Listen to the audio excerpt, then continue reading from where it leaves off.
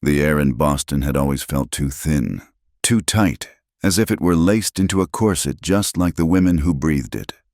For Helena Quinn, a woman who stood a full head taller than most men and whose shoulders were built for strength, not for delicate shawls. That air had become impossible to breathe.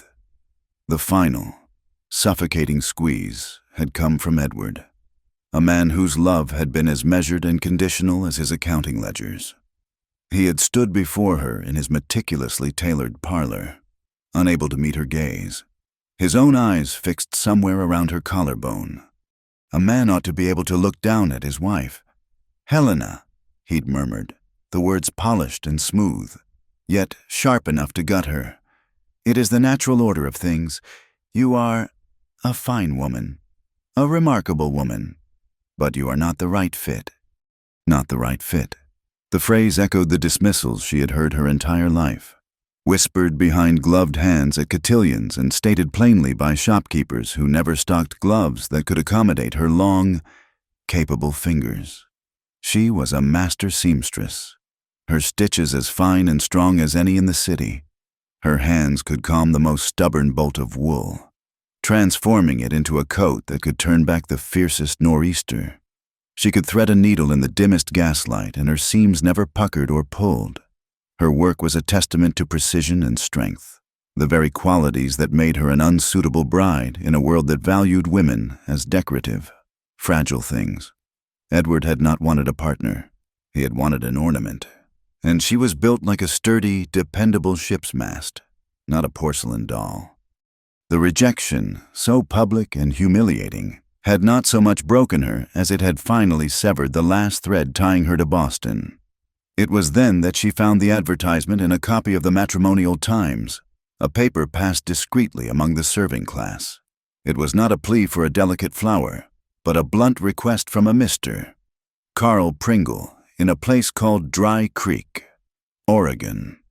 The words were as rough and unadorned as the land they came from seeking a wife. Must be of good character and willing to work.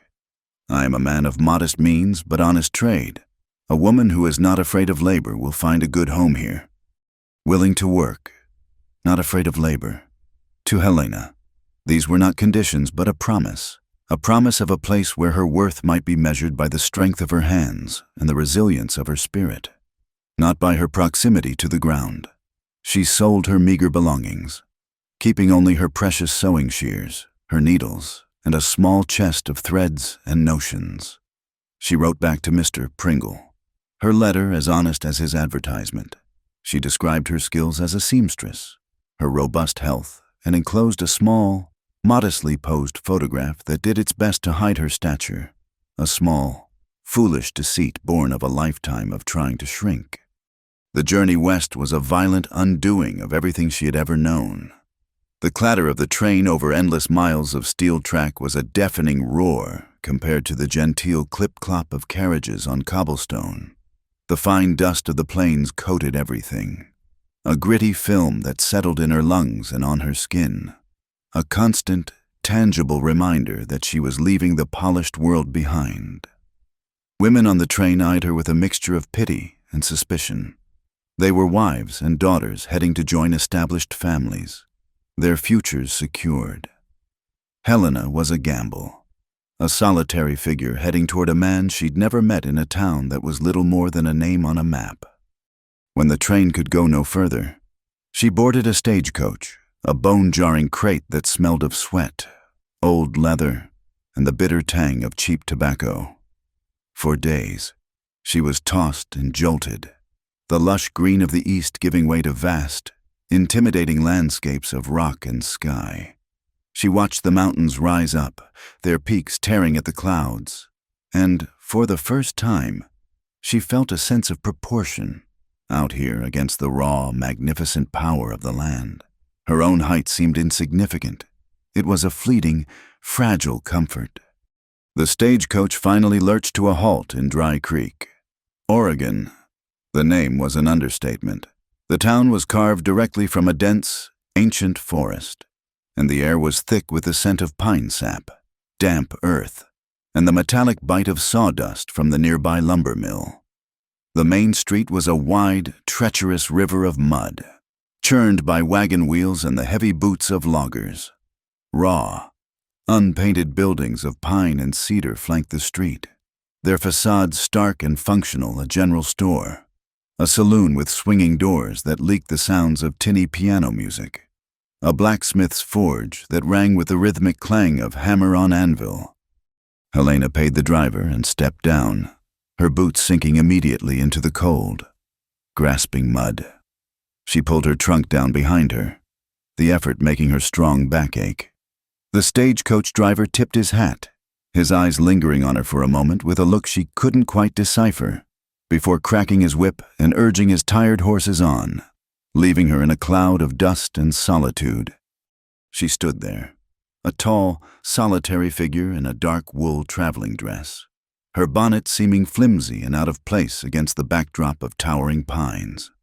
She scanned the faces of the few people milling about bearded loggers in heavy flannel, a woman in a faded calico dress hurrying into the general store, a few solemn-faced natives from the nearby reservation who watched her with dark, unreadable eyes.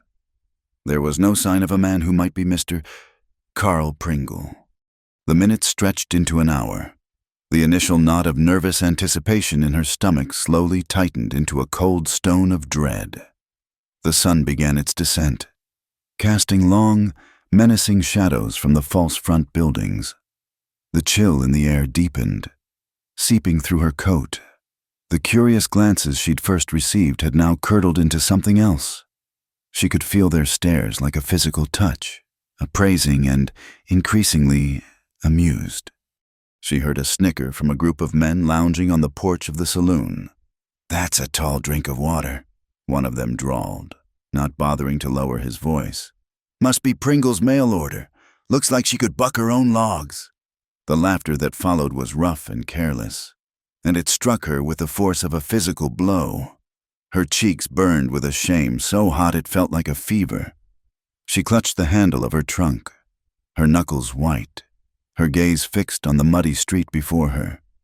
She had traded the quiet, condescending whispers of Boston for the loud, jeering mockery of the frontier. Just as the last dregs of her hope were draining away, a man detached himself from the shadows of the general store's awning. He was small and meticulously dressed for a town like Dry Creek, with a starched collar that seemed to be choking him and a waistcoat that was a size too snug. He approached her with a hesitant, mincing step, his eyes darting around as if to make sure no one was paying too much attention. "Miss Quinn?" he asked, his voice thin and reedy. He had to crane his neck to look up at her, and his face, when he finally met her eyes, was a mask of undisguised shock, a wave of relief, so powerful it almost made her dizzy, washed over Helena. "Mr. Pringle, I am so glad to see you. I was beginning to worry." Carl Pringle did not smile. He took a small, involuntary step backward, his gaze traveling from the top of her bonnet all the way down to her mud-caked boots and back up again. The appraisal was swift, clinical, and utterly damning. The flicker of interest in his eyes died, replaced by a look of profound disappointment and acute embarrassment. "I see," he said, the two words carrying the weight of a final judgment. He cleared his throat, a small, nervous sound. "Miss Quinn, there appears to have been a significant misunderstanding." The cold stone of dread in her stomach became a block of ice. "A misunderstanding I don't understand. Sir, we exchanged letters. The photograph—" Her voice trailed off. "The photograph. The cowardly, hopeful lie." "The photograph was misleading," he said, avoiding her eyes again, focusing instead on a point somewhere over her shoulder. "I am a merchant, Miss Quinn, a purveyor of goods. Appearances are of some importance. I require a wife who presents a certain image, someone who would be a credit to my establishment." He gestured vaguely toward the general store. "I was expecting someone more suitably proportioned." Suitably proportioned? Not the right fit. It was the same verdict, delivered with a different vocabulary but the same crushing finality.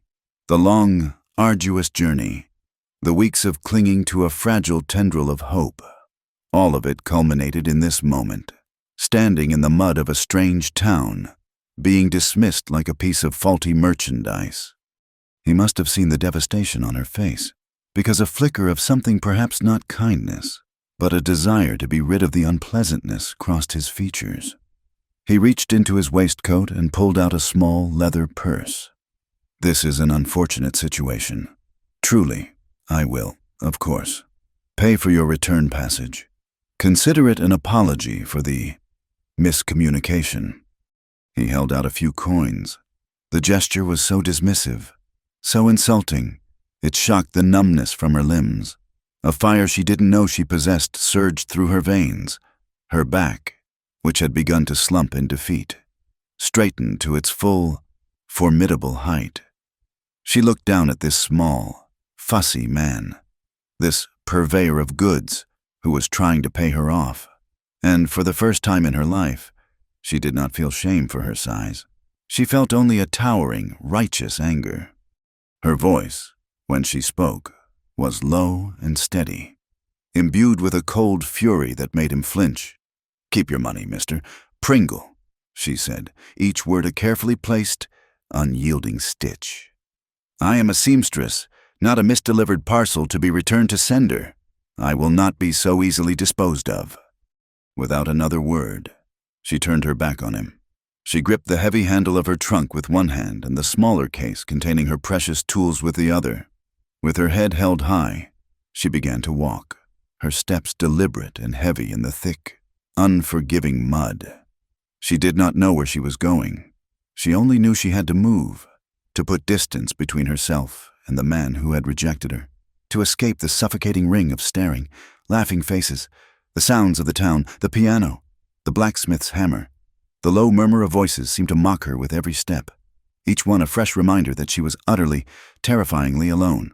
A woman too tall for Boston, and, it seemed, too tall for the West as well. The walk was a blind retreat, a flight fueled by the last dregs of her pride.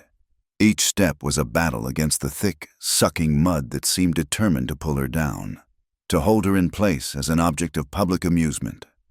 The laughter from the saloon porch faded behind her, but it echoed in her mind, a cruel chorus to the rhythm of her own ragged breathing. She passed the last of the town's crude buildings, the blacksmith's forge, now silent, its embers glowing a dull, angry red in the twilight. Ahead, there was only the immense, solemn darkness of the Oregon forest. She found a small clearing at the very edge of the town's wound in the wilderness, where a colossal ponderosa pine stood as a silent sentinel. Its lowest branches, thick as a man's waist, reached out like comforting arms, dragging her trunk, its weight now an impossible anchor. She collapsed onto the bed of dry needles at the base of the tree. The rough bark bit into her back through the thin wool of her dress. For a long moment, she just sat there, gasping for air, her gaze lost in the deepening indigo of the sky. And then the tears came. They were not the delicate, heaving sobs of a Boston lady. They were silent, hot and furious, carving tracks through the grime on her cheeks. It was a grief not for a lost love Edward had been a dream of security, not a passion, but for a lost hope, the hope that out here, in this vast and untamed land, the measure of her worth would finally be different, that her strength would be an asset, her height an irrelevance. But she had been weighed and measured in the first hour of her arrival, and once again, she had been found wanting. She wept for her own foolishness, for believing the simple words in a letter from a man who wanted a wife he could look down upon in every sense of the word. She was so lost in her misery that she didn't hear the approaching horse until it was nearly upon her. The soft thud of hooves on damp earth and the gentle creak of saddle leather were the first sounds to pierce her solitude. Her head snapped up, her heart seizing with a fresh wave of panic. She imagined the loggers from the saloon, coming to continue their sport. She hastily scrubbed at her wet cheeks with the back of her hand, her body tensing, ready for another barrage of insults. But it was a lone rider who emerged from the gloaming. He sat atop a rangy, dark-colored horse that moved with a quiet, confident grace. The man himself was long-limbed and broad-shouldered, and even in the saddle, he possessed an air of stillness, as if he were a part of the landscape itself. He reined his horse to a halt a respectful distance away, and simply watched her for a moment.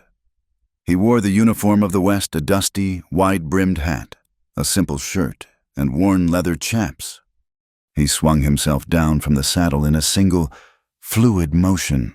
It was only then, as he stood on his own 2 feet, that Helena realized the full truth of his stature. He was tall, taller than her, taller than any man she had ever stood beside. The top of her head, she reckoned, would likely only come to his brow. For the briefest of moments, the sheer novelty of the sensation overrode her fear. He didn't approach immediately. He stood by his horse, his hands resting lightly on the saddle horn, giving her space. His face, shadowed by the brim of his hat, was unreadable. But there was no hint of the leering amusement she had come to expect. When he finally spoke, his voice was a low baritone, calm and even, like the sound of a river running deep. "That's a heavy trunk to carry far," he said. It wasn't a question or an offer, just a simple observation. Helena's jaw tightened. She drew what was left of her dignity around her like a shield. "I'm managing," she replied, her voice clipped and hoarse from unshed tears. She met his gaze directly, a defiant gesture that had always unsettled men back east. She expected him to flinch, to look away, to show some sign of discomfort at a woman who dared to look him square in the eye. He did not. His eyes, the color of slate under a clear sky, met hers and held steady. There was no surprise in them, no flicker of judgment or appraisal. It was a look of such profound and simple acceptance that it did more to disarm her than any kind word could have. He was simply seeing her, a woman sitting alone at the edge of the woods with her luggage and her troubles. He took a slow step forward, his movements unhurried. "Town's out of bad welcomes today?" he asked, his tone quiet. "Or did Carl Pringle get the last one?"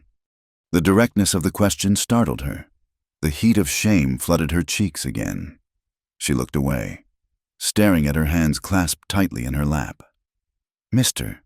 Pringle and I had a misunderstanding," she managed to say. "Happens," the tall man said, and the single word was devoid of pity. It was a statement of fact. Life in the West was full of misunderstandings and shattered expectations. He knew it. She was learning it. He gestured with his head back toward the muddy street. "Figured you weren't heading into the woods for the night." "I don't know where I'm heading," she confessed, the admission a bitter taste in her mouth. He nodded slowly, his gaze thoughtful. He looked at her, then at the trunk, then back at her. He seemed to see the entire pathetic story in that one glance, the long journey, the hopeful arrival, the brutal rejection. Yet his expression remained placid, his presence a calm anchor in the swirling vortex of her emotions. "There's a boarding house," he said. "Mrs. Lee's place. It's clean, and she's a good woman." He walked over to her trunk, the mud seeming to have less effect on his sturdy, worn boots. He bent and lifted it with an ease that made her blink. The trunk, which had felt like it was filled with rocks, seemed to weigh nothing in his grasp. "Come on," he said, not as a command, but as a simple invitation. She hesitated for only a second. The alternative was to stay here, in the cold and the dark, a prospect that now seemed unbearable. Slowly, stiffly, she rose to her feet, standing before him. She felt the familiar, reflexive urge to slouch, to make herself smaller, but his steady, uncritical gaze held her, and for the first time, she stood to her full height without apology. He gave a slight nod, as if he understood the internal battle she had just won. He slung the trunk's handle over his shoulder, took his horse's reins in his other hand, and started walking back toward the faint lights of the town. Helena fell into step beside him. They walked in silence, two tall, solitary figures moving through the twilight. The air was filled with the scent of pine and the smell of rain on the horizon. It was a comfortable silence, a world away from the strained, judgmental quiet of a Boston parlor. Mrs. Lee's boarding house was at the quieter end of the street, a two-story clapboard structure with warm, yellow light spilling from its windows. A curl of smoke rose from its chimney, promising a fire within. It looked less like a business and more like a home. When the tall cowboy knocked, the door was opened by a woman in her late 50s, her hair streaked with gray and pulled back in a neat bun. Her face was a map of gentle wrinkles, and her eyes, though tired, were kind and perceptive.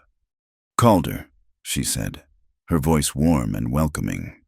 Her eyes flickered to Helena, taking in her disheveled appearance and the red rims of her eyes, and then to the trunk in Calder's hand. A look of complete understanding passed over her features. "Looks like you've brought me a guest." "Evening, Martha," Calder said. He stepped inside, setting the trunk down gently on the polished wooden floor. "This is I'm sorry, I never asked your name." "Quinn," Helena said softly. "Helena Quinn." "Miss Quinn needs a room for the night," Calder stated simply. "Maybe longer." "Of course, Mrs." Lee said, her voice bustling with a kindness that asked no questions. She turned to Helena, her smile genuine. "You look half frozen and all done in. Dear, we'll get you a room, and there's a pot of stew on the stove that's still hot. You come with me." Helena felt a lump form in her throat. After a day of such brutal indifference, this simple, uncomplicated charity felt overwhelming. She looked at Calder, wanting to thank him, wanting to ask him why he, a complete stranger, had shown her a kindness no one else would. The words wouldn't come. He seemed to understand her silent question. He met her gaze, his own eyes clear and direct in the lamplight. He was about to leave. He had done his part and was not a man for lingering or ceremony. But he paused at the door, turning back to her. He looked at her standing there, tall and proud despite her exhaustion and humiliation. A woman of substance in a world that didn't know what to do with her. He didn't offer promises or platitudes. He offered something far more valuable. "A woman like you," Calder Black said, his voice low and certain, "shouldn't be left behind." He gave a slight tip of his hat to both her and Mrs. Lee, and then he was gone, the door closing softly behind him. The sound of his boots faded from the porch, leaving Helena standing in the warm, fragrant entryway of the boarding house. The scent of wood smoke and stew filled the air, a comforting balm to her wounded spirit. But stronger still was the echo of his words, a quiet, simple declaration that had, in a single moment, begun to mend the hope she thought had been shattered beyond repair. The first few days in Mrs. Lee's boarding house were a blur of blessed anonymity. Helena kept to her room, a small, clean space under the eaves. Venturing out only for the communal meals in the warm kitchen, she was a ghost at the table, listening to the quiet talk of the other boarders, a pair of loggers, a traveling preacher but offering little herself. The town of Dry Creek and the humiliating memory of Carl Pringle's dismissal existed as a low hum of anxiety just outside the reassuringly solid walls of the house. But Helena was not a woman built for idleness. Her hands, when not occupied, felt like restless strangers. On the third morning, she found Martha Lee in the kitchen, her brow furrowed over a stack of linens that looked as weary as Helena felt. There were tablecloths with frayed edges, aprons with torn pockets, and sheets worn thin as onion skin in the middle. "Mrs. Lee," Helena began, her voice quiet but firm, "I cannot accept your charity any longer. I have no money for passage, and nowhere to go. I must earn my keep." Martha looked up, her kind eyes assessing. "And how do you propose to do that, child?" "I am a seamstress," Helena said. The words a statement of core identity, a very good one. "Let me mend these for you. Let me work. It's all I know how to do." A slow smile spread across Martha's face. She looked at Helena's long, capable fingers. And then, at the determined set of her jaw, "There's a small room off the back pantry," she said. "Used to be for storage. It has a good window for morning light. Make it your own." The room was small and smelled of dried apples and cedar. A single window, its glass wavy and imperfect, looked out onto a small patch of grass and the towering wall of the forest beyond. It was nothing like the spacious, well-appointed sewing rooms of the Boston elite she had sometimes worked in. But when Helena unpacked her things, her heavy steel shears, her collection of thimbles, the neat wooden spools of thread, and the precious packets of English needles, the small room transformed. It became a workshop, a sanctuary, a kingdom. Her first task was Martha's linens. Her needle flew, tiny, perfect stitches binding the frayed edges, reinforcing the worn fabric with patterns of darning so intricate they looked like a form of embroidery. She didn't just mend, she restored.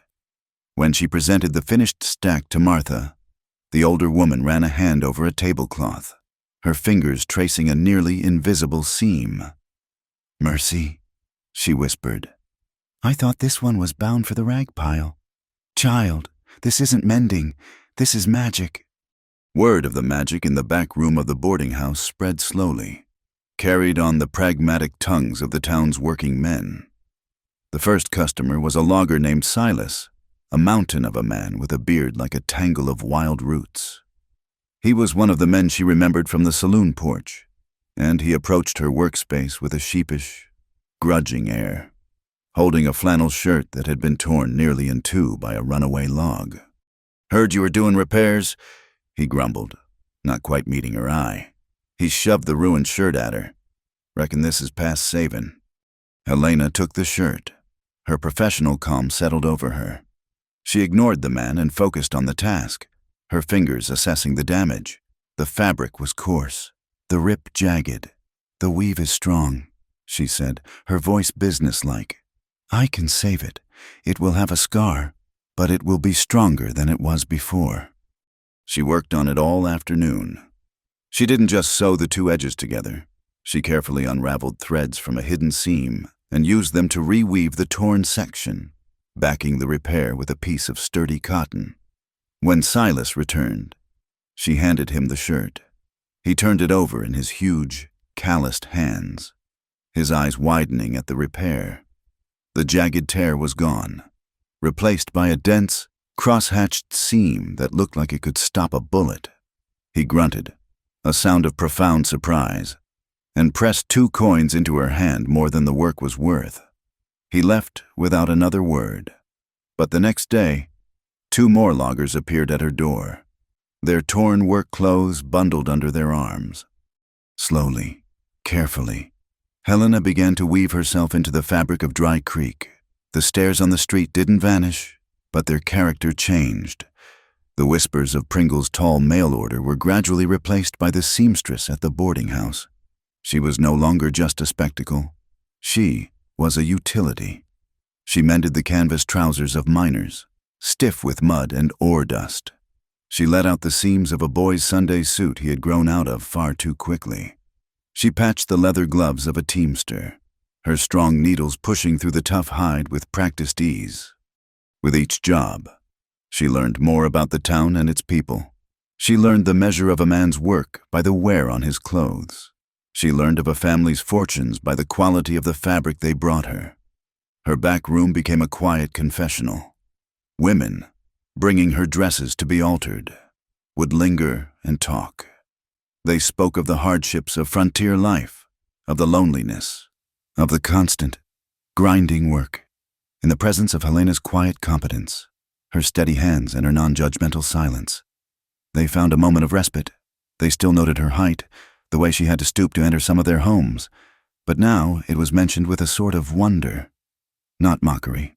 "A woman of your size must have a strong back for this life," one woman commented, and for the first time, it sounded like a compliment.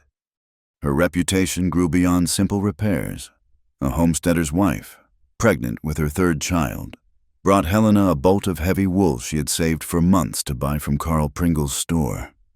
"My husband is joining a logging crew up in the mountains," she said, her eyes full of worry. "He needs a winter coat that will keep out the damp. They say you do strong work."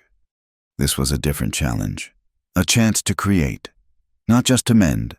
Helena spent an evening simply handling the wool, learning its weight and texture. The next day, she measured the husband, a lean, sinewy man whose shoulders were wide from swinging an axe. Her long fingers moved with an expert's confidence, noting the length of his arm, the breadth of his back. She didn't use a paper pattern but cut the thick fabric directly, her shears moving in a clean, decisive line. For 3 days, she worked, her stitches small and tight, reinforcing the seams, lining the collar with a piece of softer flannel. The finished coat was not a thing of fashion. It was a piece of armor against the elements, a fortress of warmth and durability. When the man put it on, it settled on his shoulders as if it had been grown there. He moved his arms, swung them in a wide arc, and a slow grin spread across his face. "Never had a thing fit so right," he said, looking at Helena with a newfound respect. The pinnacle of her acceptance came in the form of a wedding dress. Marybeth, the blacksmith's daughter, was getting married. She was a petite, shy girl, and she brought Helena a box containing her mother's wedding gown, a delicate creation of ivory silk and lace.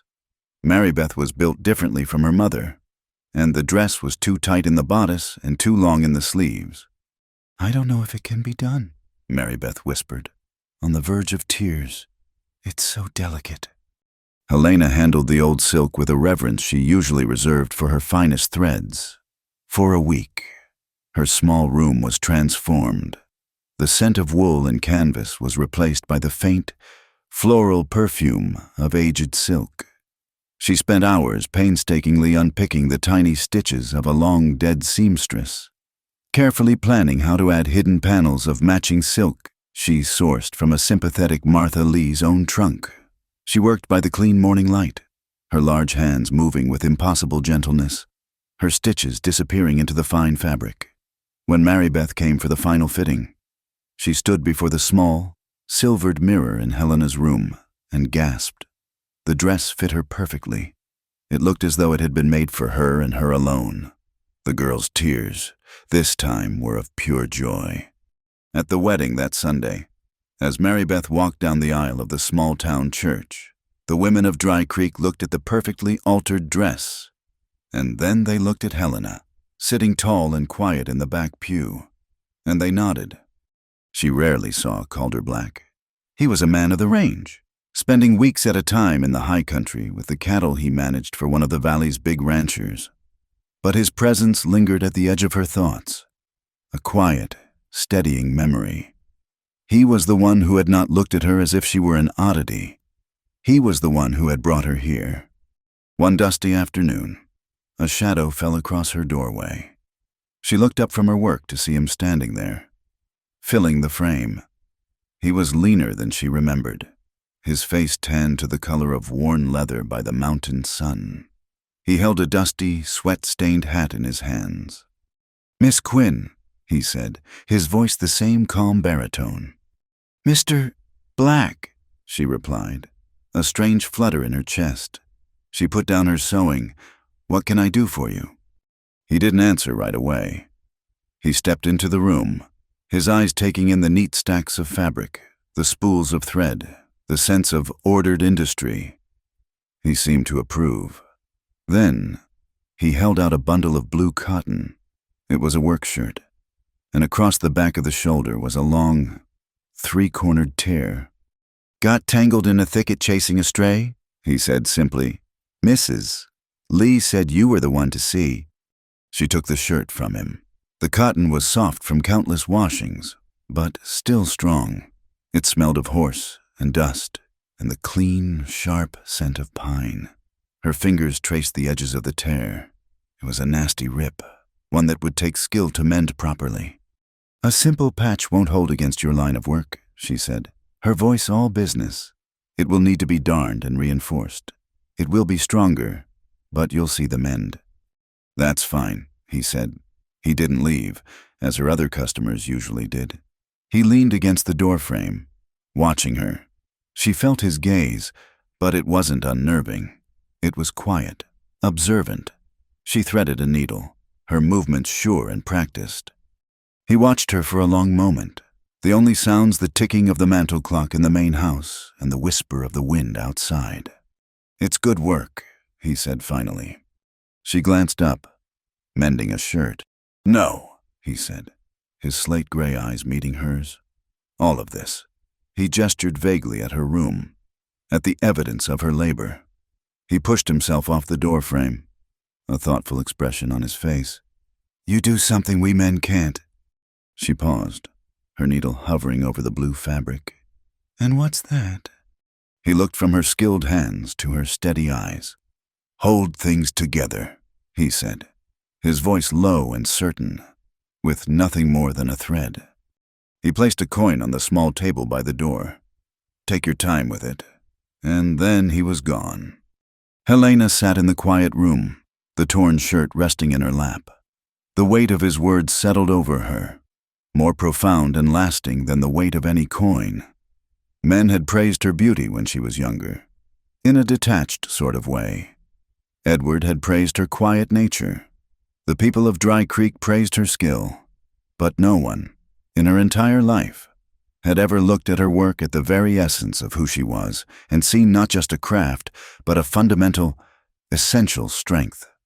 She looked down at the shirt in her hands, at the fabric that had been torn by the wildness of his world, and began to sew, her stitches not just mending the cloth, but mending something deep inside herself as well. The invitation was not a formal, engraved card, but a simple announcement from the pulpit, a town social to be held in the church hall, a rare occasion for the scattered, hard-working people of Dry Creek to gather for something other than a funeral or a sermon.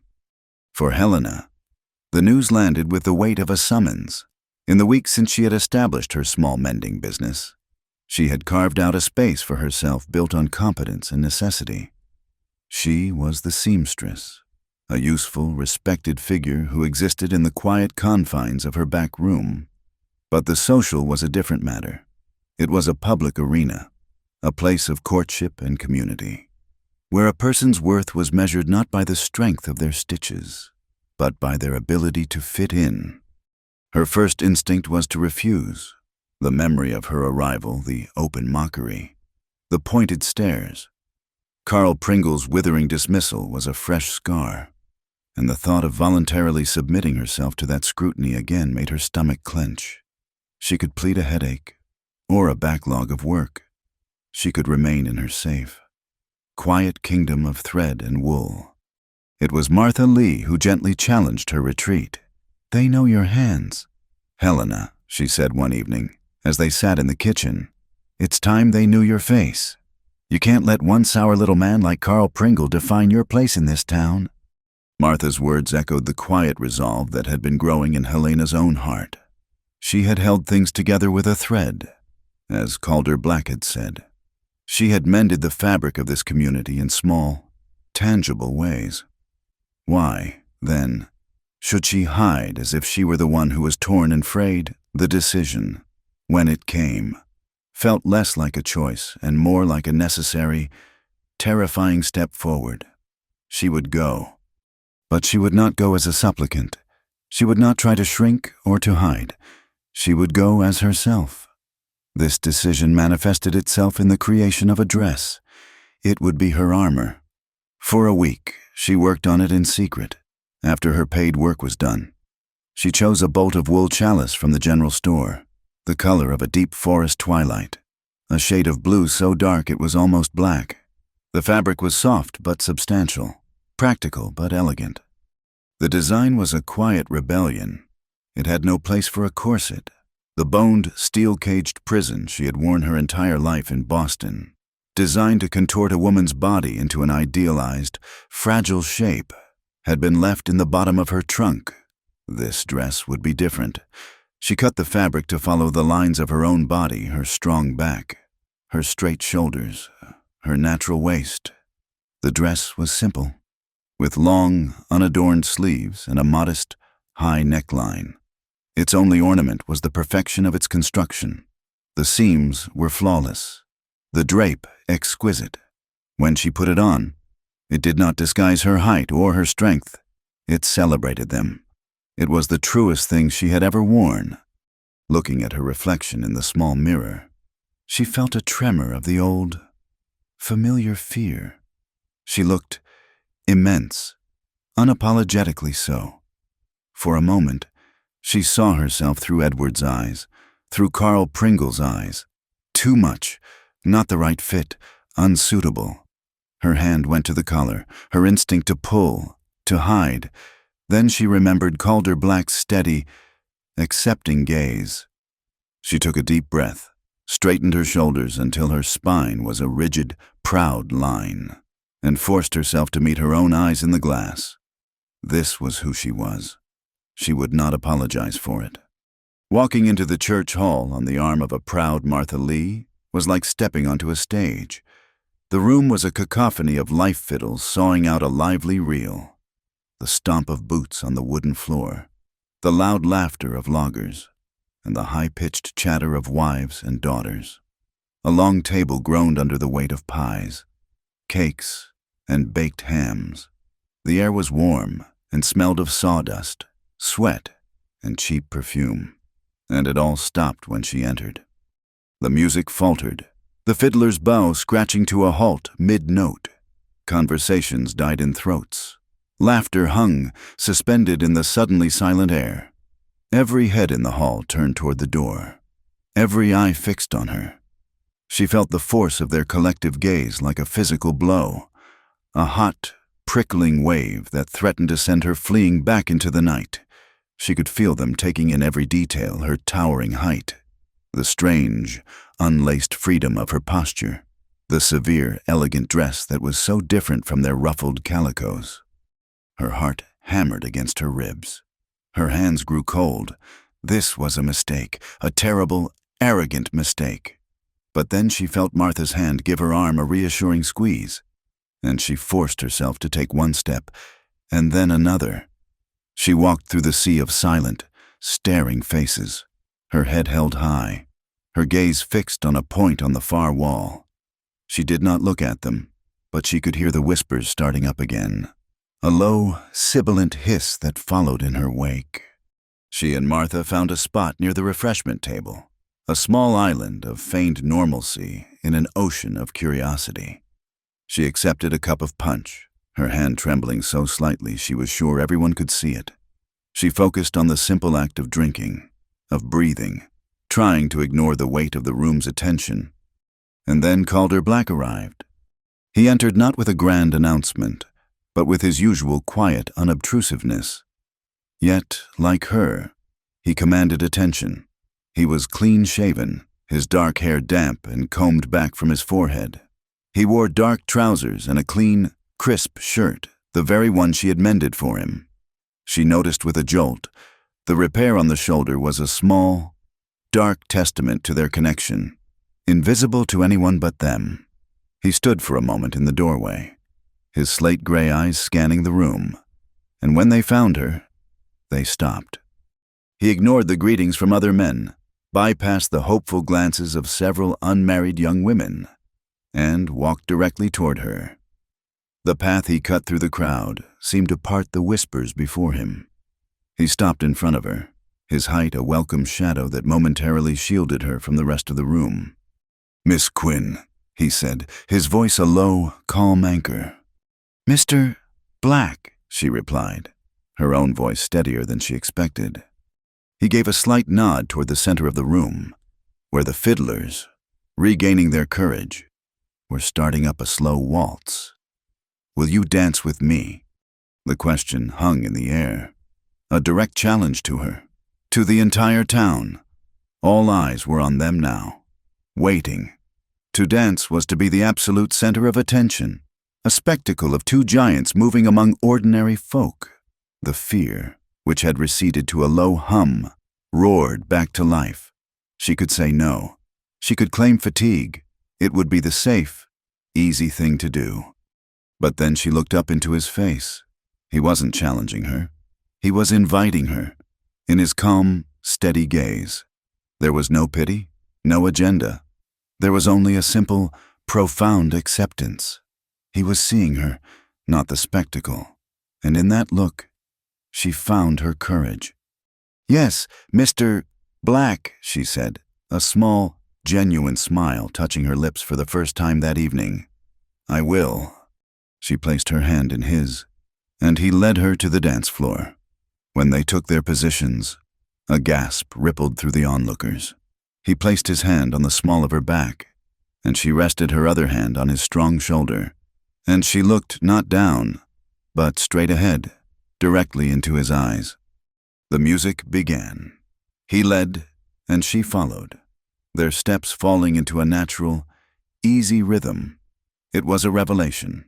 All her life, dancing had been an exercise in awkwardness, of stooping and hunching to accommodate smaller partners, of being acutely aware of her own size and clumsiness. But with Calder, there was no accommodation needed. There was only grace.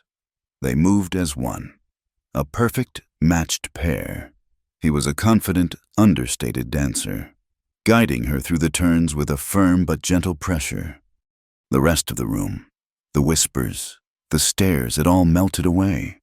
There was only the music and the solid feel of his hand on her back, and the astonishing, breathtaking sensation of looking a man in the eye as an equal.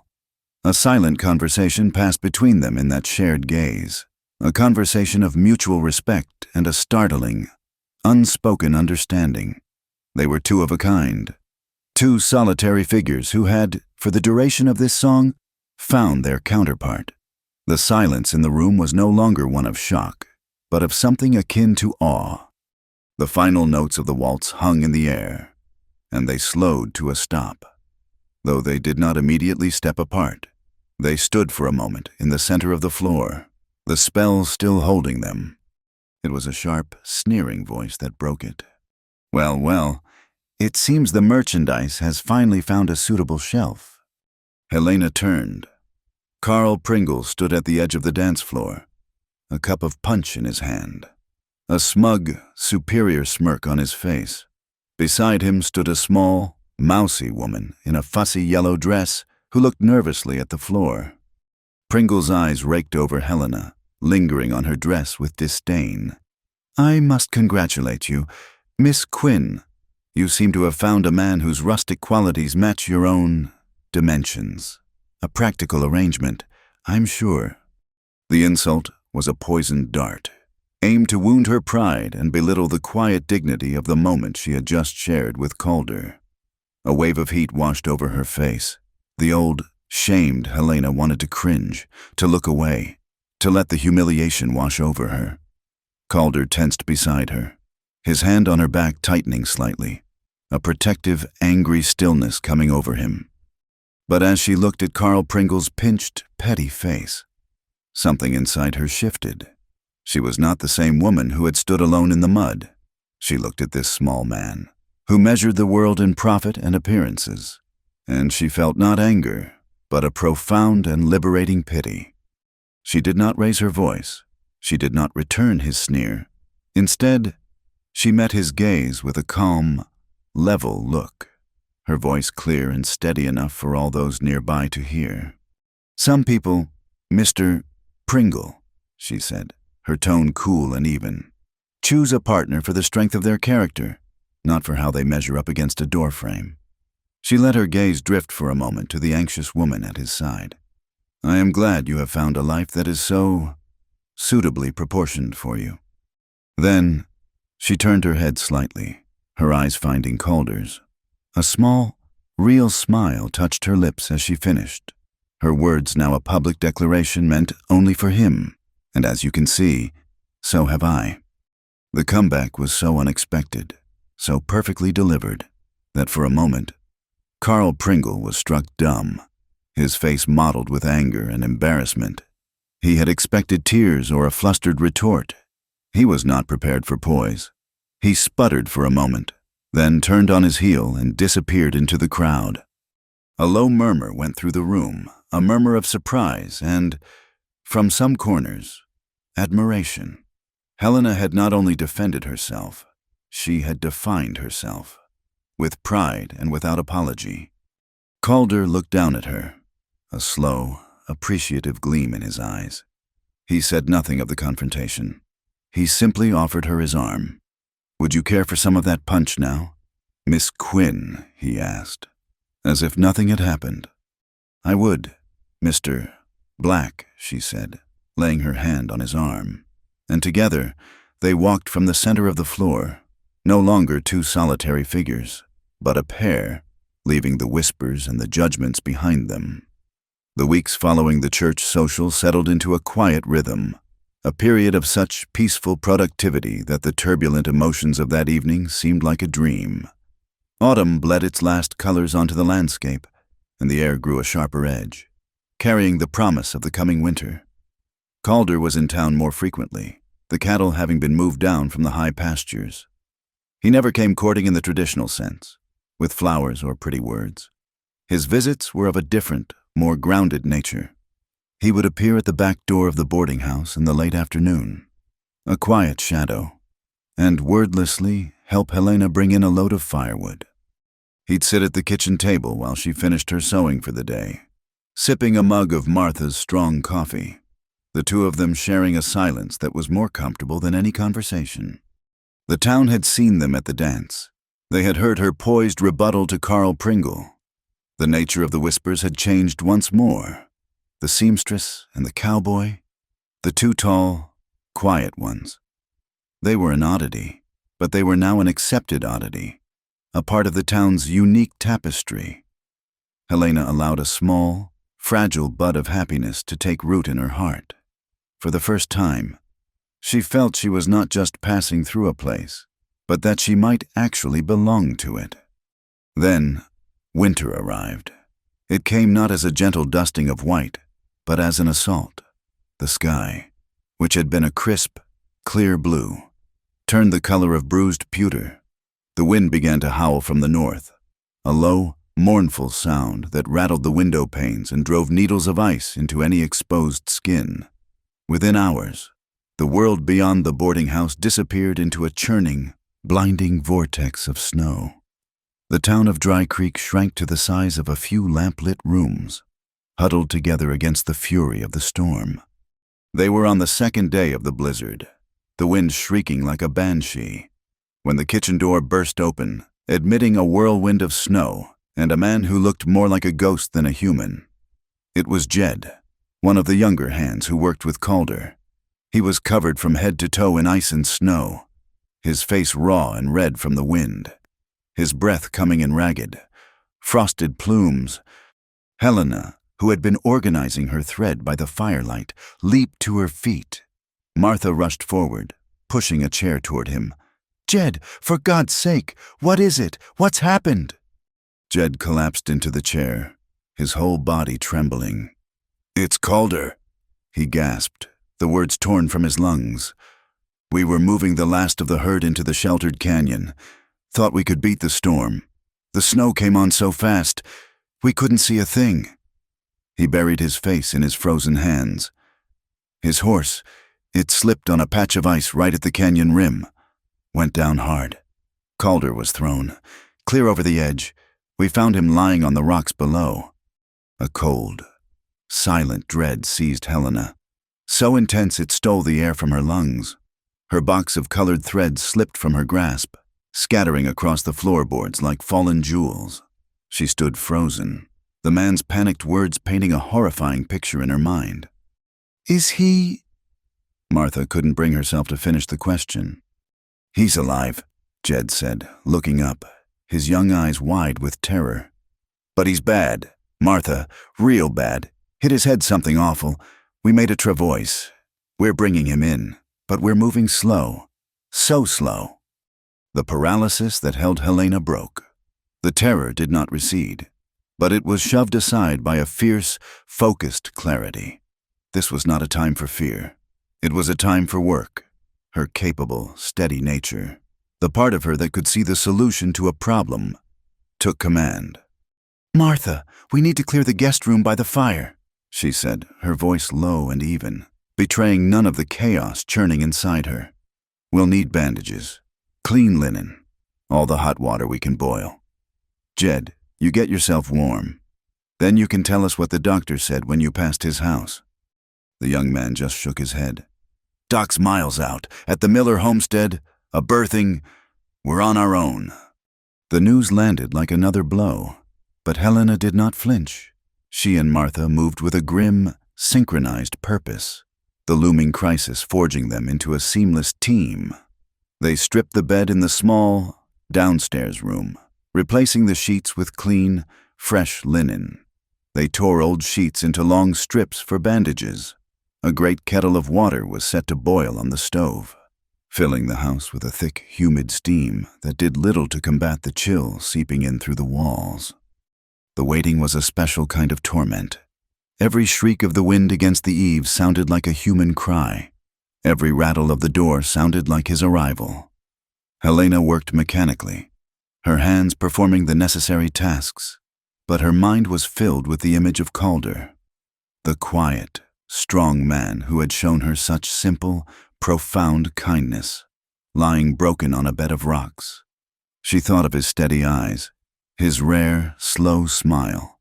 The fragile bud of happiness in her heart felt as if it were being crushed by a fist of ice.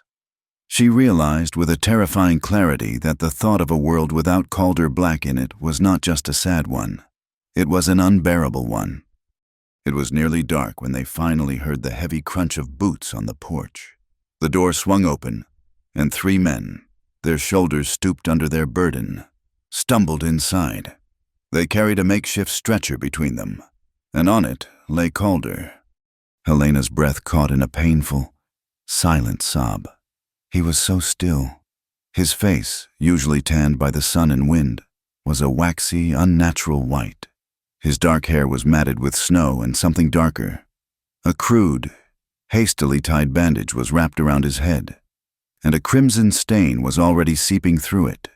His strength, his quiet competence, his very essence seemed to have been stripped away, leaving behind only this terribly fragile, broken form. The men laid him gently on the bed, their movements clumsy in the small room. They were rough men of the mountains, but they handled him with a tender reverence. "He hasn't woken up once," one of them murmured, his voice thick with concern.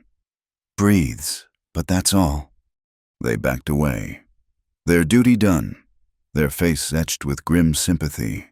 They left, closing the door softly behind them, and the house fell into a profound silence, broken only by the howl of the storm and the shallow, labored sound of Calder's breathing. The days and nights that followed blurred into a single, exhausting vigil. The storm raged outside, imprisoning them in the small, warm house with the specter of death. Helena and Martha took turns at his bedside, but more often than not, Helena found she could not leave the room. She sat in a low chair by the fire, her sewing basket forgotten, her entire being focused on the man in the bed. A fever took hold of him, and his stillness gave way to a restless delirium. He thrashed against the sheets, muttering fragments of words, names of horses, curses at cattle, pleas to an unseen force. Helena would soothe him, placing a cool, damp cloth on his forehead, her touch gentle but firm. She spoke to him in a low, steady voice, not caring if he could hear, telling him he was safe, that the storm would pass, that he had to fight. In the long, silent hours of the night, with Martha asleep in the chair opposite her, Helena tended to him with an intimacy that went far beyond mere nursing. She spooned broth and water between his cracked, dry lips. She bathed his burning skin. Once, when changing the bandage, she saw the wound for the first time, a deep, ugly gash along his temple, and she had to bite down hard on her lip to keep from crying out, her stomach churning with a mixture of horror and a fierce, protective anger at the senseless cruelty of the accident. She would hold his large, calloused hand, her long fingers lacing through his, willing her own strength into him. This was the hand that had lifted her trunk, the hand that had held her steady on the dance floor. Now it lay limp and unresponsive in her own. As she cared for his helpless body, the quiet affection she had felt for him deepened and transformed into something fierce, undeniable, and terrifying in its intensity. This was love. It was not the pale, conditional thing she had imagined in Boston. It was this agonizing, desperate need for another soul to simply continue breathing. On the fourth night, the storm broke, the wind died down to a whisper, and a profound, exhausted silence settled over the snow-covered world. Inside the sick room, the other storm, the one raging inside Calder, began to quiet as well. His thrashing ceased. The fever that had been burning him alive receded, and his breathing, which had been a shallow rasp, deepened into the rhythm of a true, healing sleep. Helena sat by his bed, her body aching with fatigue, her eyes gritty from lack of sleep. The first pale, gray light of dawn was filtering through the window, illuminating a world made clean and new by the snow. She watched the slow rise and fall of his chest, her heart a tight knot of hope and fear. His eyelids fluttered. She leaned forward, her breath catching in her throat. His eyes opened. They were no longer wild with fever, but clouded and unfocused. They roamed the room before settling on her face. For a long moment, he just looked at her, a flicker of confusion in their slate-gray depths. He tried to speak, but his voice was a dry, broken croak. She quickly poured a glass of water and, slipping an arm behind his shoulders to lift him just an inch, held it to his lips. He took a small, difficult sip. He sank back against the pillows, his gaze never leaving her face. He seemed to be pulling a memory from a great and distant fog. "The dance," he whispered, his voice so faint she had to lean closer to hear. His brow furrowed in concentration. "I remember. The dance." He swallowed, his eyes searching hers, as if to confirm the memory was real. "Remember you," he breathed, the words barely a puff of air. A look of wonder crossed his face. Every detail, the words, so simple, so quietly spoken, struck her with the force of a physical blow. Through the fever, through the pain, through the fog of near death, the memory of her, of them together, had been an anchor for him. It was a confession more profound than any poem, a declaration of her place in his mind, in his heart. The tears she had held back for 4 days finally came.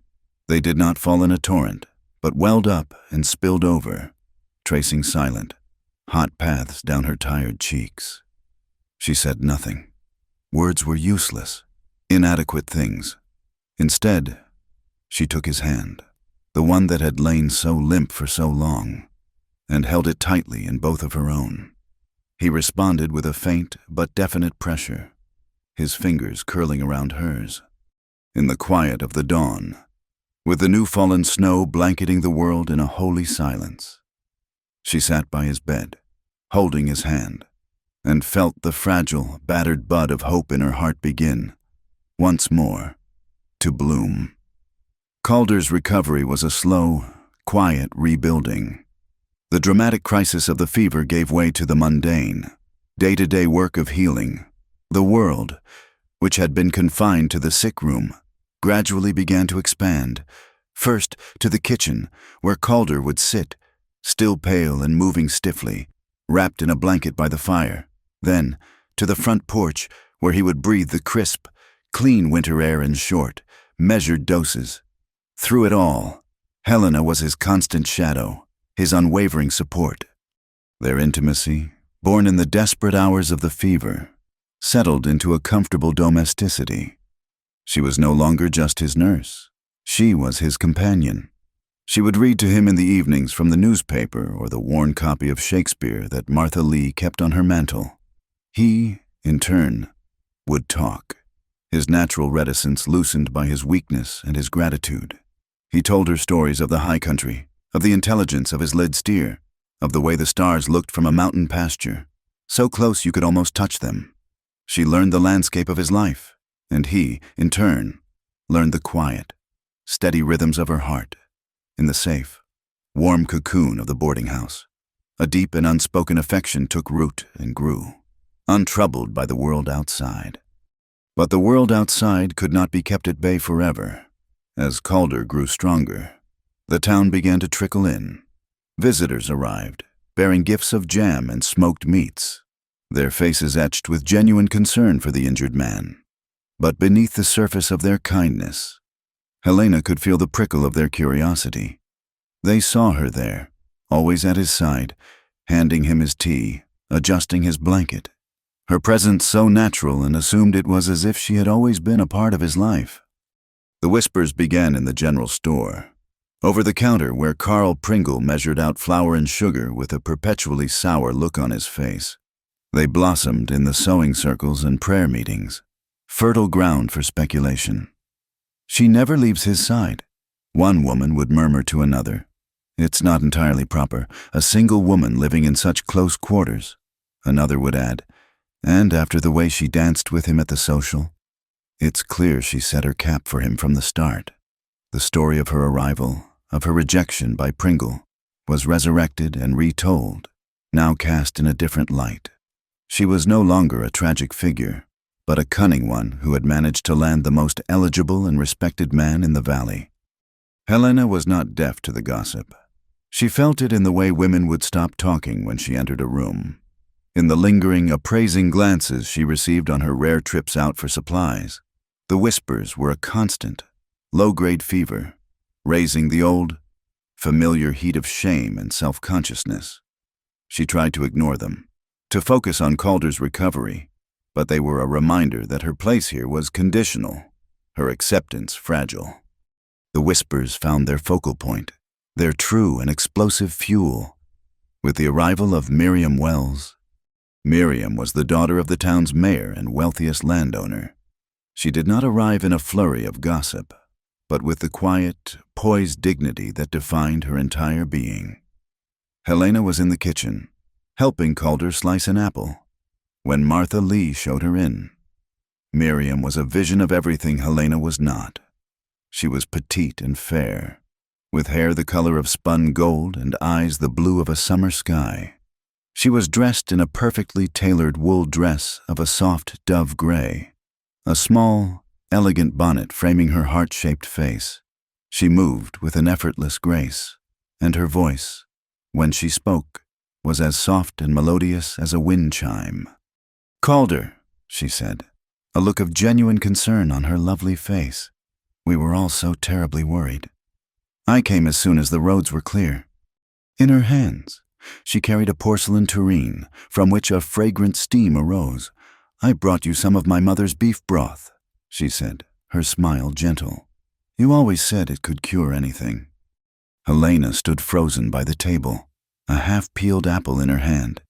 This, then, was the woman the town had always expected Calder Black to marry.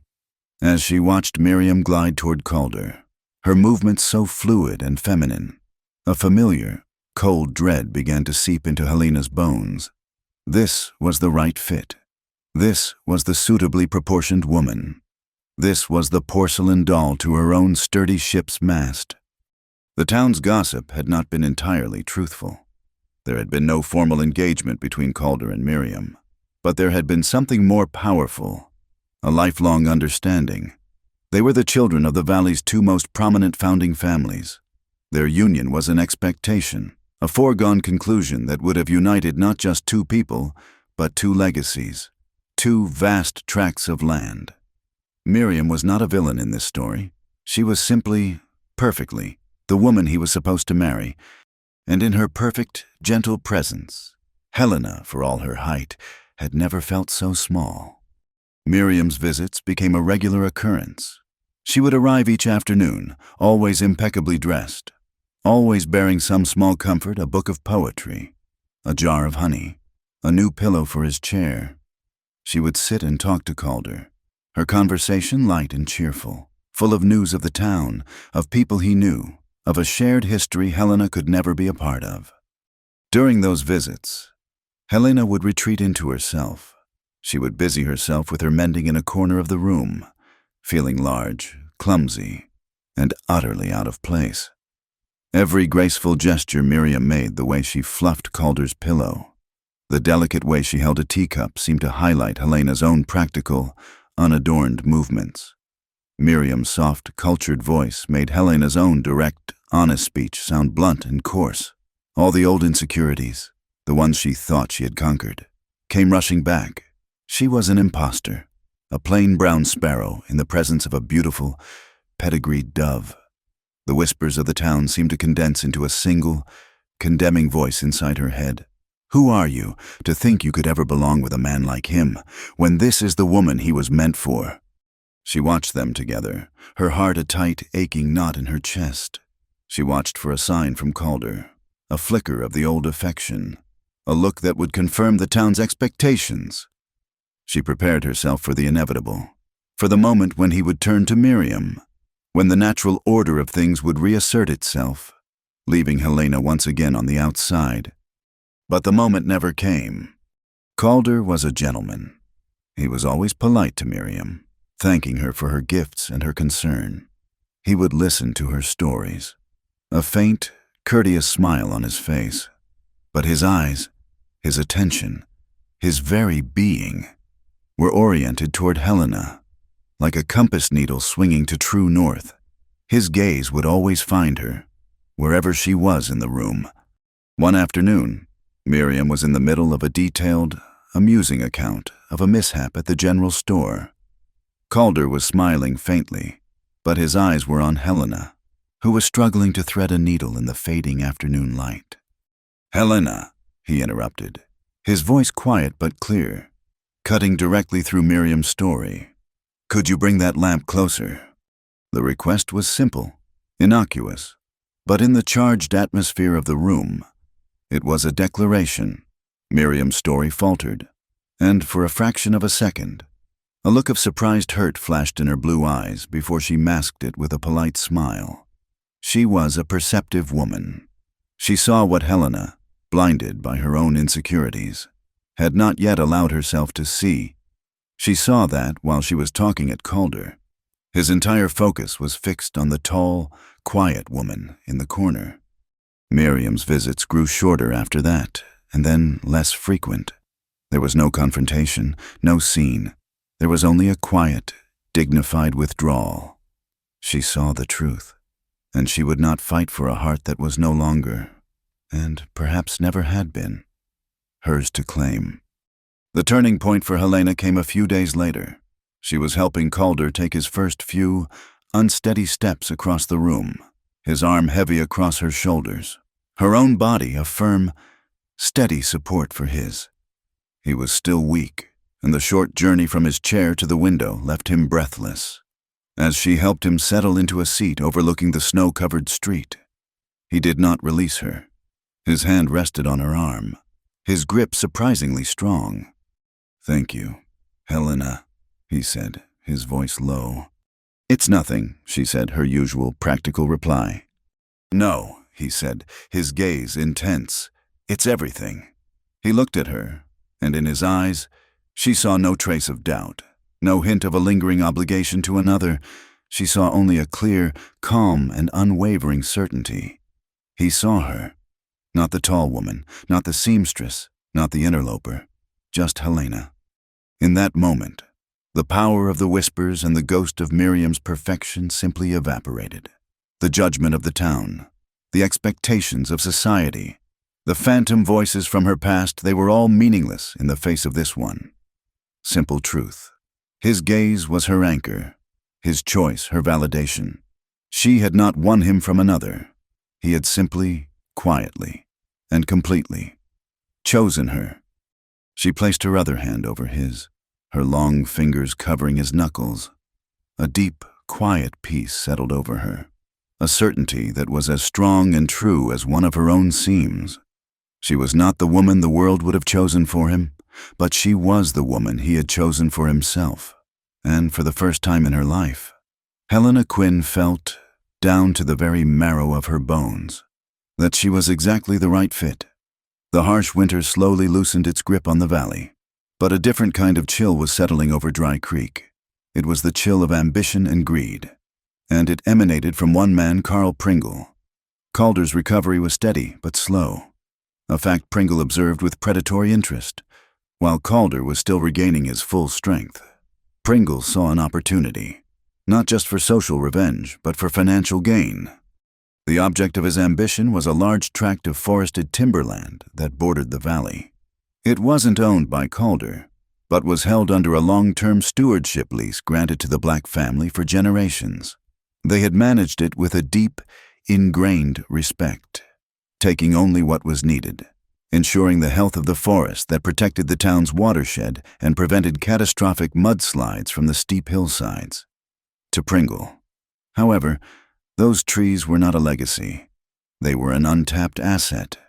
He had formed a partnership with an out-of-state logging company, promising them a swift and total harvest of the old-growth timber. All he needed was to gain control of the lease. He began his campaign subtly, planting seeds of doubt around the town. He spoke with false sympathy of Calder's condition, suggesting the man no longer had the strength or the stamina for the rigorous oversight the land required. He painted a picture of progress and prosperity, of a new, larger mill and jobs for every man in town, all contingent on his more business-minded management of the timber resources. He used Calder's temporary physical weakness as a weapon, framing it as a permanent liability to the town's future. The matter was to be settled, as was the custom, at a town meeting. The church hall, which had hosted the social and a wedding, was transformed once again. This time, the air was not festive but thick with tension. The room was divided, not by a physical barrier, but by a palpable current of allegiance. On one side sat the men Pringle had courted with promises of work and money. On the other were the older homesteading families who understood the delicate balance of the land and respected the Black family's stewardship. In the middle was a sea of undecided faces, their expressions a mixture of concern and calculation. Helena sat beside Calder. He looked thinner than he used to, and he leaned heavily on a sturdy hickory cane that rested between his knees. His face was set in grim, determined lines, but she could see the strain the public ordeal was costing him. Pringle stood at the front of the room, a picture of smug confidence. He was in his element, a merchant selling a product. And today, that product was a future built on the destruction of the past. Mayor Wells called the meeting to order, and Pringle began to speak. His voice was smooth and reasonable, layered with a sickening veneer of false concern. "Friends, neighbors," he began, "we are here today not to pass judgment on a good man, but to secure the future of our town. We all respect Calder Black. We honor his family's history, but we must also be practical. The accident he suffered was a terrible tragedy, and it has taken its toll." He paused, letting the implication hang in the air. This land requires vigorous, active management. It represents an opportunity for growth, for jobs, for a prosperity that will benefit every family in this room.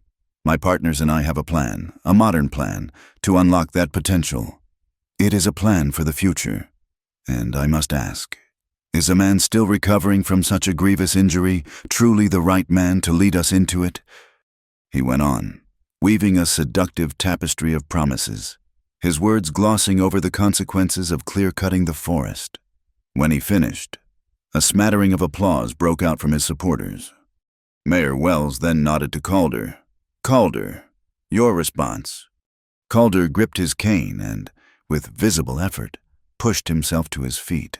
He stood, not as tall as he once had, his body still favoring his injuries. When he spoke, his voice was hoarse, lacking its usual commanding resonance. "My family has looked after that land for 50 years, he said, his words simple and direct. "We've always known that if you take too much, the land won't be there for your children. Those trees, they hold the mountain together. They keep our water clean. Pringle's progress is a flood and a mudslide waiting to happen. It's a short-term profit for a long-term disaster."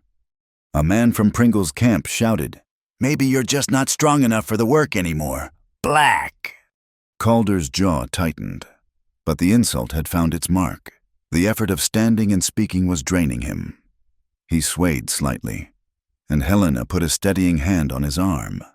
He shot her a grateful look before sinking back into his chair, his face a mask of frustration.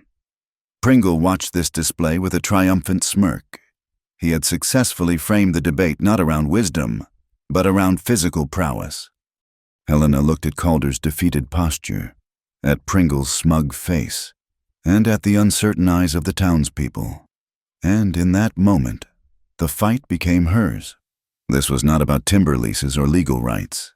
This was about decency. It was about a small, conniving man using a good man's misfortune to tear him down. It was the story of her life, played out on a public stage.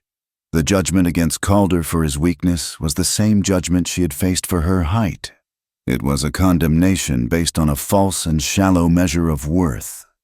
A fire ignited in her veins, burning away the last vestiges of her fear of their judgment. She had been their seamstress, their silent helper. Now, she would be their conscience. She looked at Calder, and he, seeing the resolve in her eyes, gave a slow, deliberate nod. "Trust me," her look said. "I trust you." His replied. Helena Quinn stood up. A wave of shock rippled through the hall.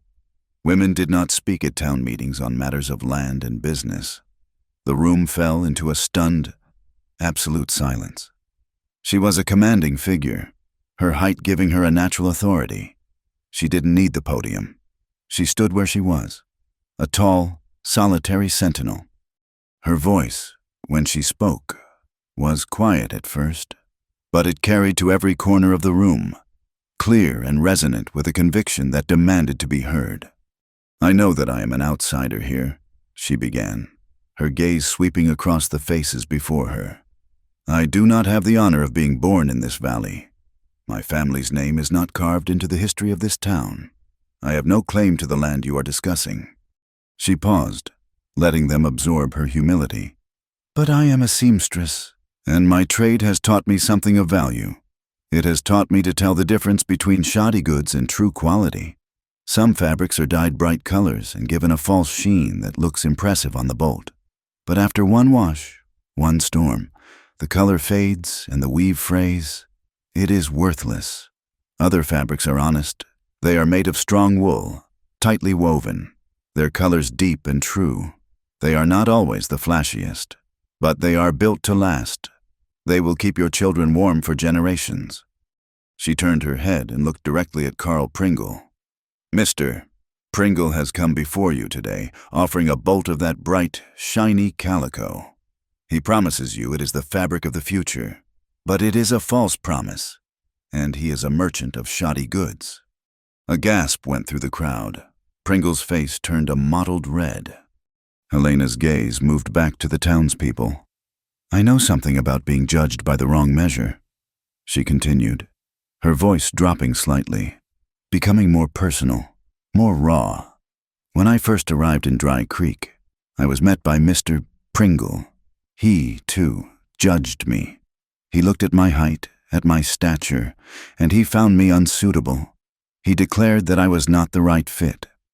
The raw honesty of her admission held the room in a spellbound silence. They were no longer at a town meeting. They were witnesses to a confession, a testament. "You are being asked today to make the same kind of judgment," she declared, her voice rising with passion. "You are being asked to look at Calder Black and see only his temporary weakness. You are being asked to measure him by the fact that he now leans on a cane, Mr. Pringle wants you to believe that this good, strong man has become unsuitable. But you are using the wrong measure. The true worth of a man is not in how he stands on one difficult day. It is in how he has stood his entire life. The value of this valley is not in the quick money you can make from 1,000 fallen trees, but in the strength of a forest that will shelter your grandchildren." She stood to her full, magnificent height, her back as straight and unyielding as the ancient pines she was defending. Her eyes blazed with a fire that seemed to make her even taller. "Being born tall is not a flaw that makes a person unsuitable," she cried, her voice ringing with the force of her conviction.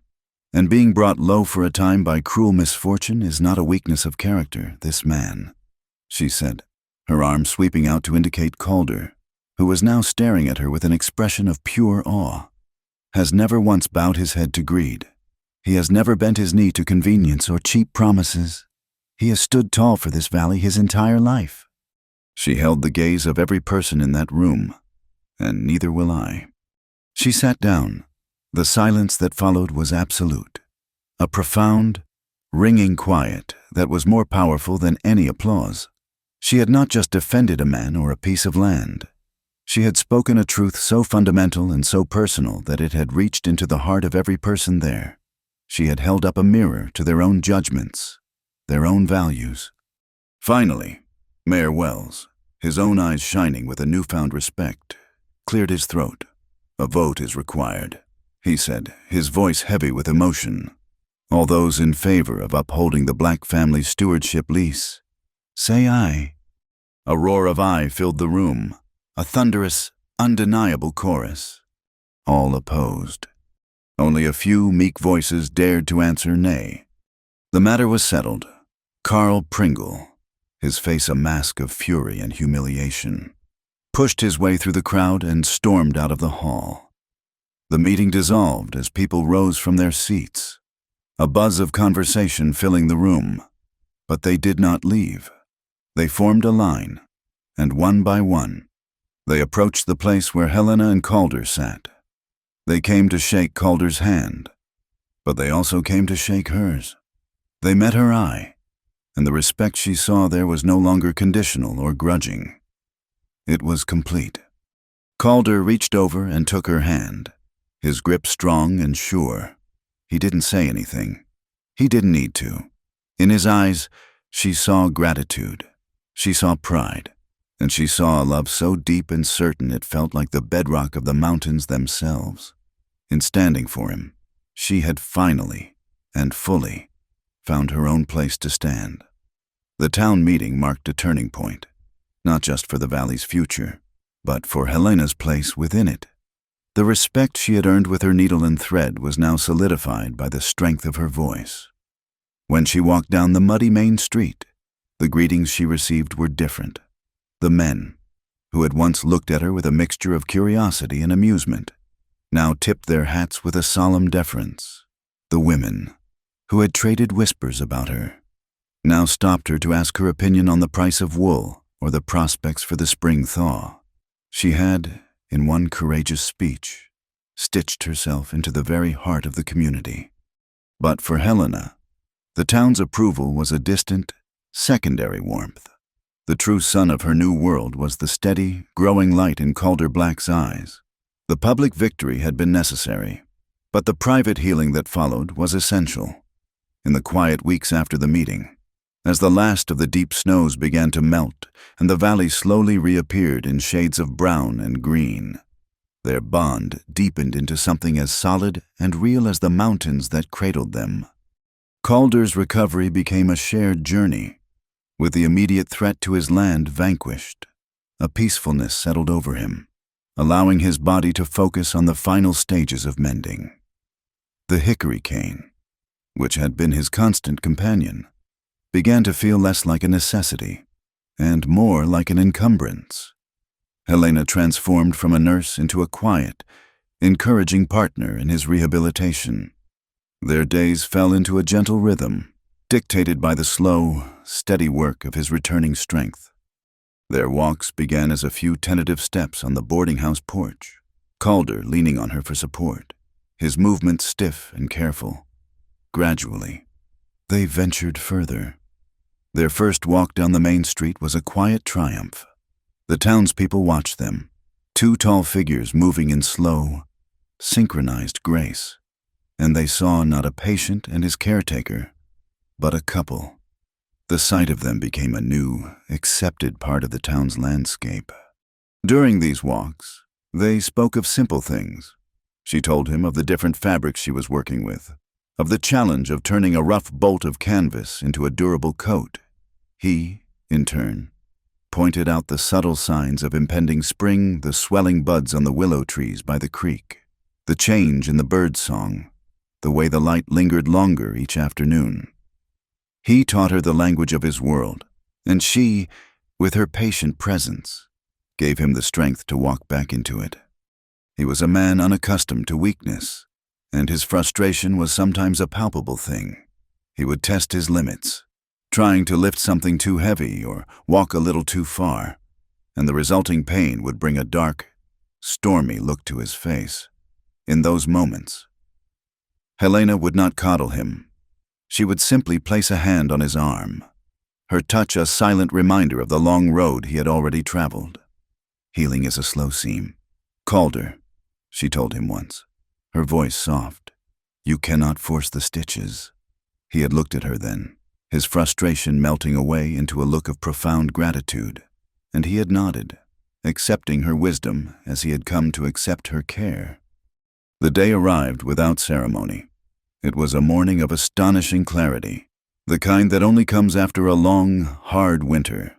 The sky was a high, brilliant blue, and the air, washed clean by melting snow, smelled of damp earth and new beginnings.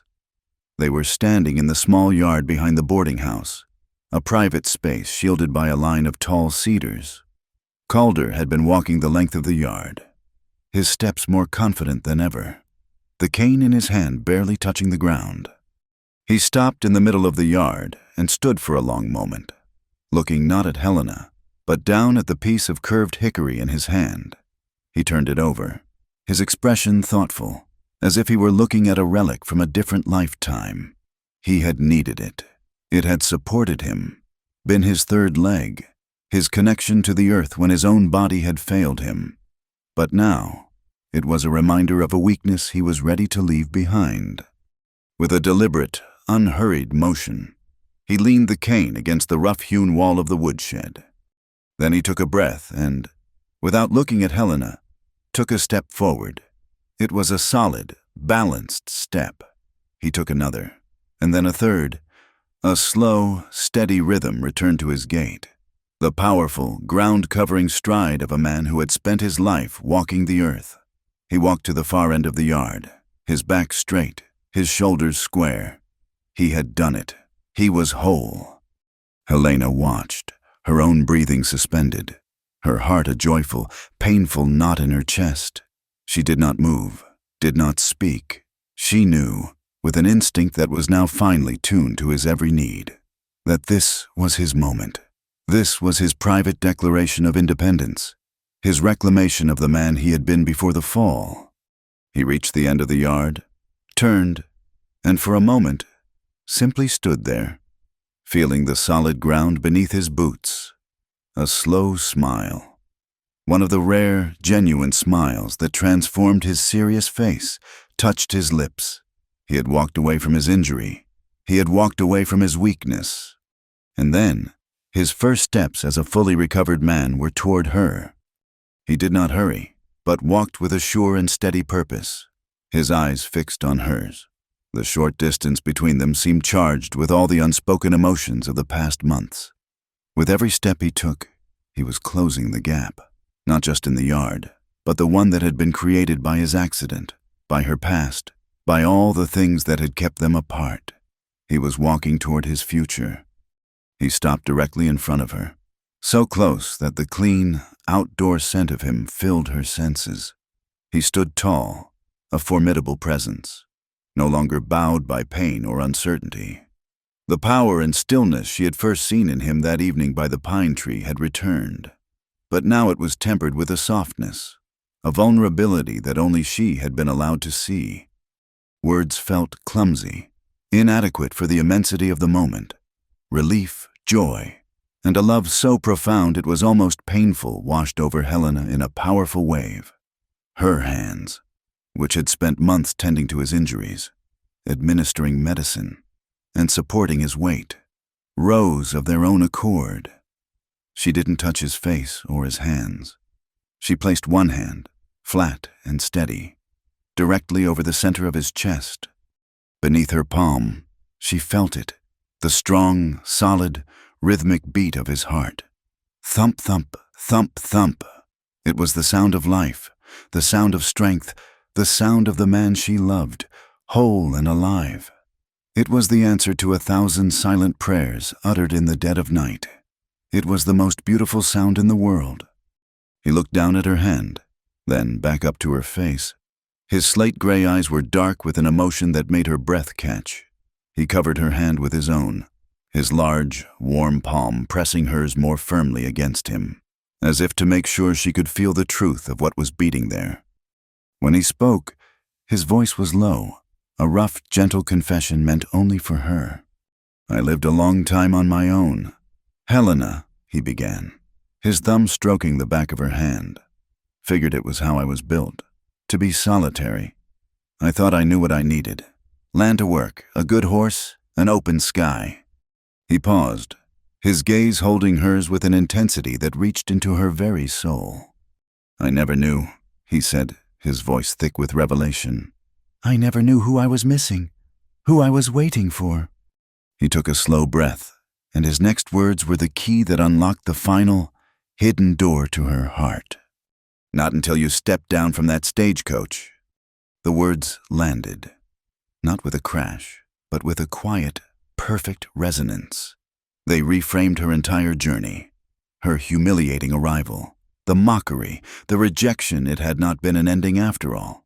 It had been a beginning. He hadn't seen a tall, awkward, abandoned woman that day. He had seen the missing piece of his own solitary life. He had seen her. The tears that she thought had all been spent welled in her eyes. But these were not tears of sorrow or relief. They were tears of a joy so pure and complete it felt like a state of grace. He had not just healed. He had made her whole, too.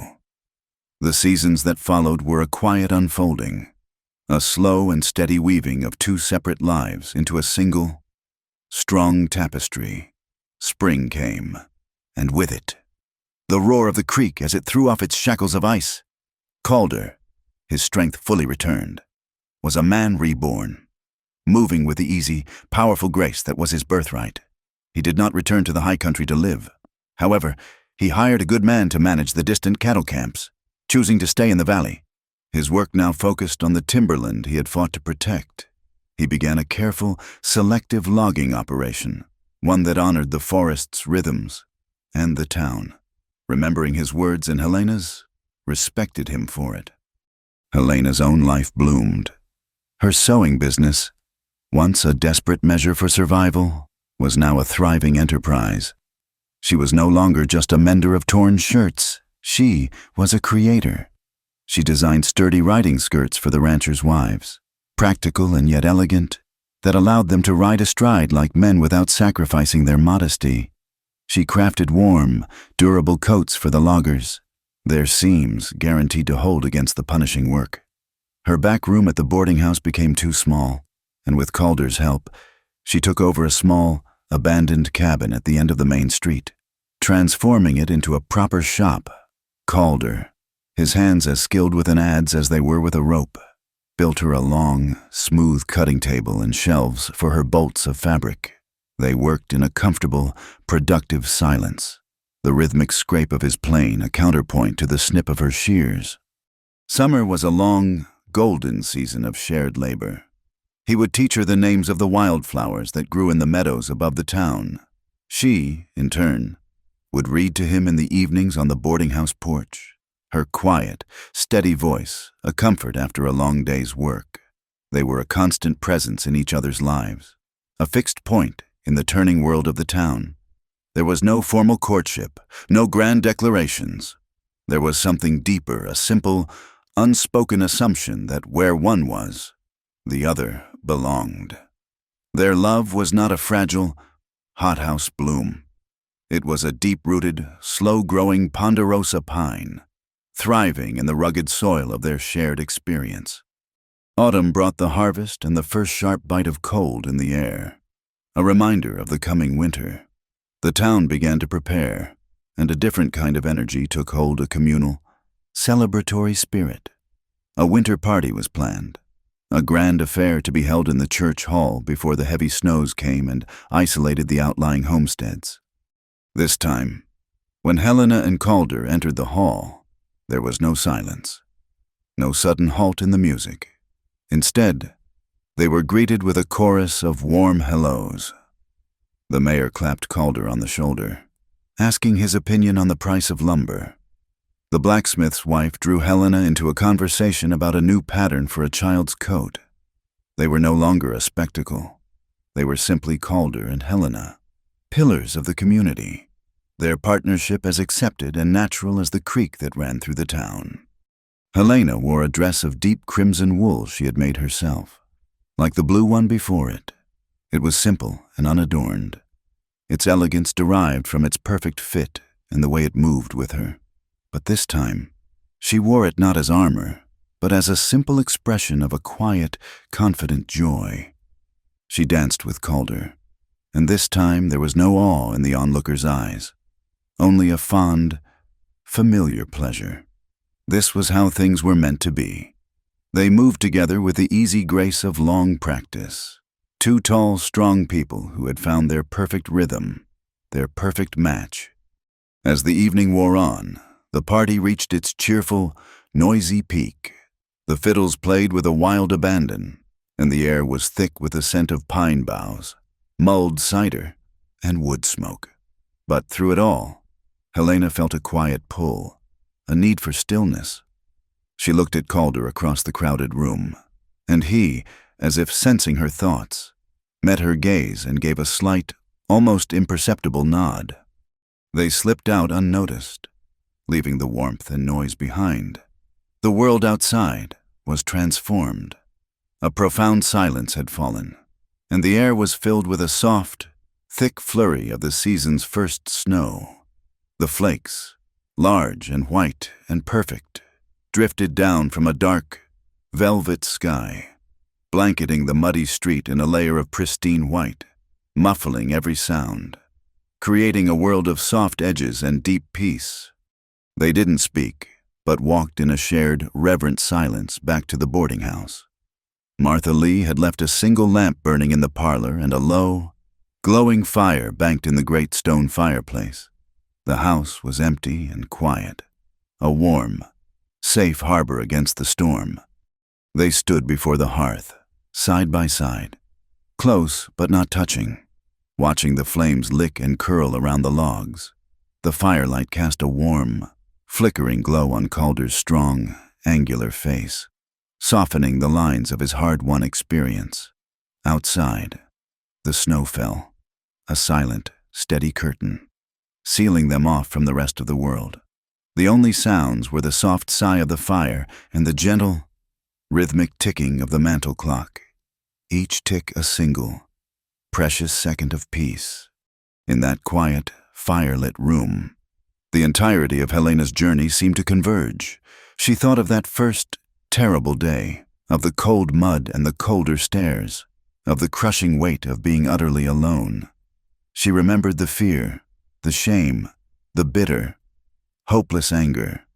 And then she looked at the man standing beside her, the quiet, steady anchor who had appeared out of the twilight and offered not pity, but a simple, profound acceptance. He had not rescued her.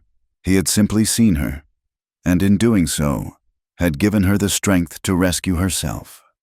All the months of shared healing, of quiet companionship, of building a life together, all of it culminated in this one perfect, peaceful moment. It was a moment of such profound contentment, such absolute rightness, that it almost hurt. It was a feeling so new, so precious, that a tremor of the old fear ran through her. Could something this good truly last? Could a memory this perfect be held? Or would it fade like a bright dye in a cheap fabric? She turned her head to look at him, her heart so full of a love that was too vast for words. Her voice, when she spoke, was a mere whisper, a fragile breath against the immensity of her feelings. "Will you remember this?" The question was not a challenge.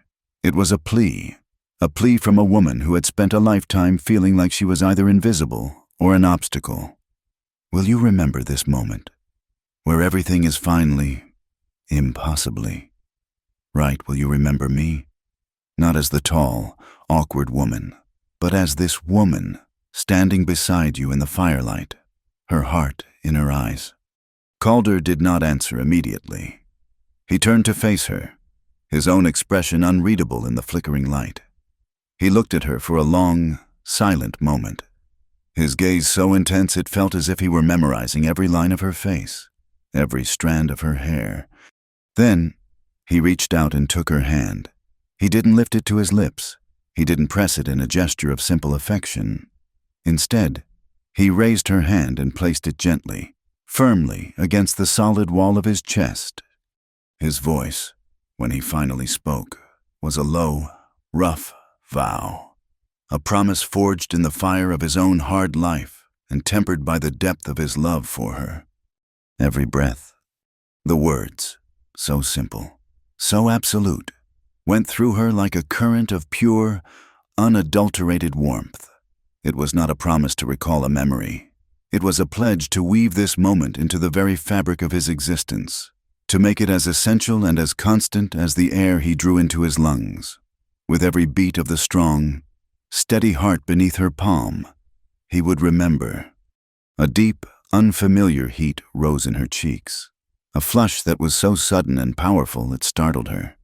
She had blushed before, many times. She had blushed from the shame of a whispered insult, from the embarrassment of her own awkwardness, from the sting of rejection. Shame had always been a hot, tight, constricting thing. But this was different. This blush was not tight. It was a soft, expansive warmth that spread from her face all the way down to her fingertips. It was not born of shame, but of a joy so overwhelming it had to manifest itself physically. It was the color of a heart that had been filled to overflowing. For the first time in her life, Helena Quinn blushed not because she felt wrong, but because she had just been loved, completely and absolutely, in exactly the right way. The moment by the fire was not an ending, but a quiet, solemn beginning. The vow Calder made was not one of fleeting passion, but a promise of permanence, as solid and enduring as the stone of the hearth itself. With that promise held safe in her heart, the last of Helena's old-world fears dissolved, replaced by a deep and abiding peace. The world, which had once seemed a place of judgment and ill-fitting spaces, now felt like a home she was building, stitch by stitch, day by day, with the man she loved. Spring returned to the valley, not with the hesitant uncertainty of the year before, but with a full-throated, confident roar. The creek surged, the meadows exploded with color, and the air was filled with the sounds of industry and renewal. It was in this season of rebirth that Helena's shop was officially born. The small, abandoned cabin she and Calder had worked on was now transformed. Its windows were scrubbed clean, letting in the bright, clear Oregon light. The walls were whitewashed, and the long, beautiful cutting table Calder had built from a single slab of pine stood as the room's magnificent centerpiece. Above the newly painted blue door hung a handsome sign, carved and lettered by Calder himself. The words were a declaration, a mission statement that encompassed everything Helena had become. It read, "Quinn & Co. Practical Threads for the Brave." The "and" company, the company, was a quiet acknowledgement of the truth. She was not a solitary figure anymore. Her company was Calder, whose strength had literally built the foundations of her dream. It was Martha Lee, whose kindness had been her first safe harbor. And it was the town of Dry Creek itself, a community she had won over not by changing herself, but by being herself, unapologetically. And the goods she offered were for the brave. They were for the homesteaders who braved the harsh seasons, for the loggers who braved the dangers of the forest, for the women who braved the loneliness and hardship of the frontier. They were for people like her, who had been brave enough to journey into the unknown, and for men like Calder, who had been brave enough to see past the surface to the truth of a person's heart. The day she opened her doors was not a grand, formal affair. It was simply a day when the door was propped open, and the town came in. The atmosphere was one of a joyful, communal barn-raising.